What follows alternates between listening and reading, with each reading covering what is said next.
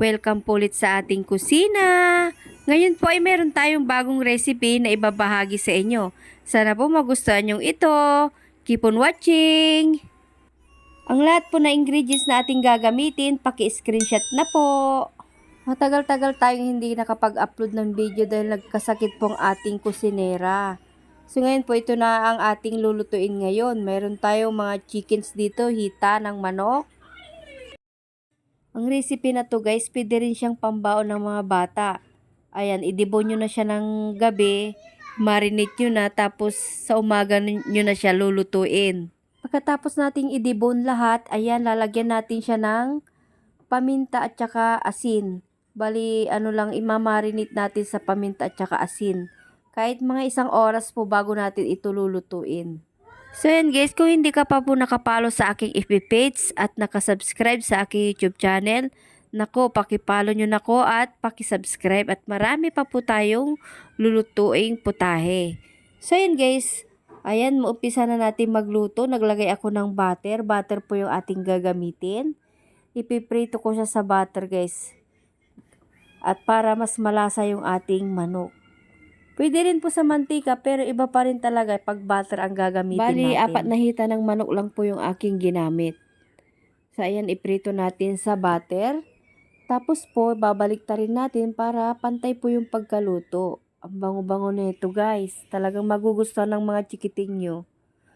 Masarap din pang baon. Pambaon sa office. Pwede rin panghanda sa Pasko. Damihan nyo na lang pagluto. So, ayan, hanguin natin ito pag naprito-prito na siya. Pagkatapos nating alisin yung ating chicken, dito na rin po ako magigisa ng bawang sibuyas. Gisa-gisahin lang natin ito hanggang sa medyo mag-brown na yung ating bawang. And then, ilalagay ko na kaagad yung sibuyas natin. Yung aking boses guys, hindi pa gaanong magaling kasi galing po tayo sa sakit guys. Kaya ganito yung boses ko. So, ngayon po ay maglalagay tayo ng konting toyo. Tapos maglalagay din po tayo ng oyster sauce. Bali 1 kutsarang malaki po yung ating nilagay na oyster sauce. Tsaka mga 2 kutsarang toyo po yung nilagay natin. And then naglagay po ako ng tubig. 1/4 cup ng tubig. Tapos haluin natin ito. Parang gagawa lang po tayo ng sauce. So yan guys, maglalagay tayo ng sugar. Bali 1 kutsarang sugar kasi malit lang po yung scoop. Ayan, haluin natin ito hanggang sa matunaw yung sugar. And then, ilalagay na natin yung mga naprito nating chicken. Ayan, ang bango nito guys. Kailangan medyo malapot-lapot na yung sauce niya. Bago natin ito siya hanguin, bali takpan natin ito. So, ito na siya guys. Ayan, ang sarap na nito guys. Nag-melted na yung kanyang sauce. So, ayan po, kung nagustuhan nyo itong video na to, paki-like and share. At paki-follow nyo na rin po ako sa aking FB page, Jim's Cooking po, and then sa aking YouTube channel.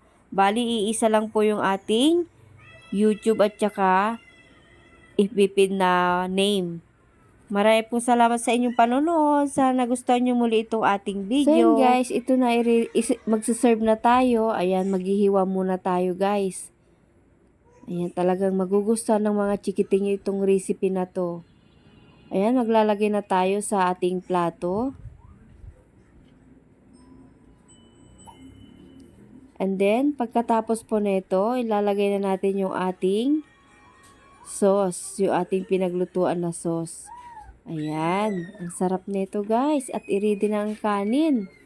Maraming pong salamat sa inyong panonood. Hanggang sa muli po. Bye!